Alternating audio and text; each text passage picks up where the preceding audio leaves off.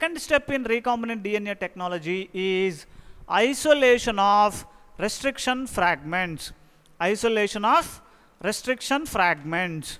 So the restriction fragments obtained by restriction endonucleases are isolated by either electrophoresis or HPLC. This I am not going into the details because at undergraduate level this is not of important. So I am not going into the more details how to isolate of restriction fragments. But it is a postgraduate level subject, I am not telling you. Then insertion of restriction fragments.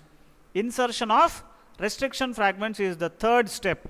So the restriction fragments are introduced into a vector to form a hybrid DNA.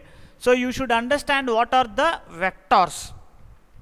So the restriction fragments are introduced into a vector to form a hybrid DNA. That is the third step in recombinant DNA technology. So what is a vector? So you should understand what is a vector. So a vector is a carrier of DNA. A carrier of DNA in recombinant DNA technology. So vector is a carrier of DNA which is used in rDNA technology. So what are the examples for vector? See here, plasmids is an example of vector. Cosmids is also an example of vector.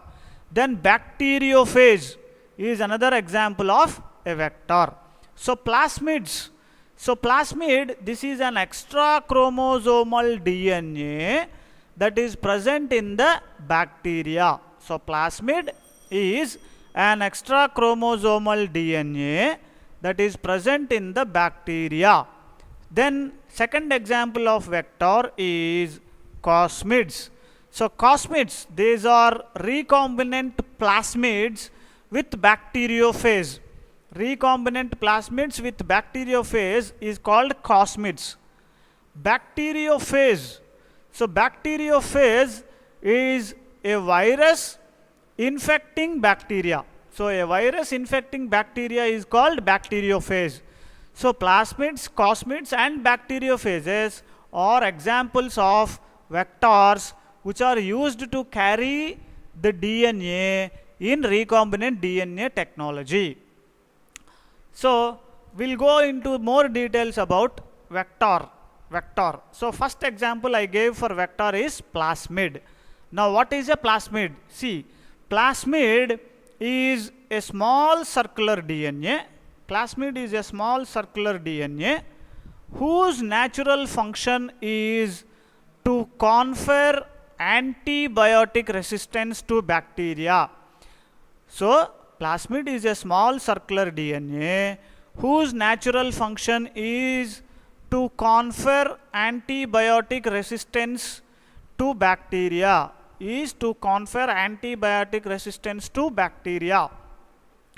It replicates independently from bacterial chromosomal DNA. So plasmid replicates independently from bacterial chromosomal DNA. Now see here in this example, so this is a plasmid. So this plasmid which is used as a vector in recombinant DNA technology.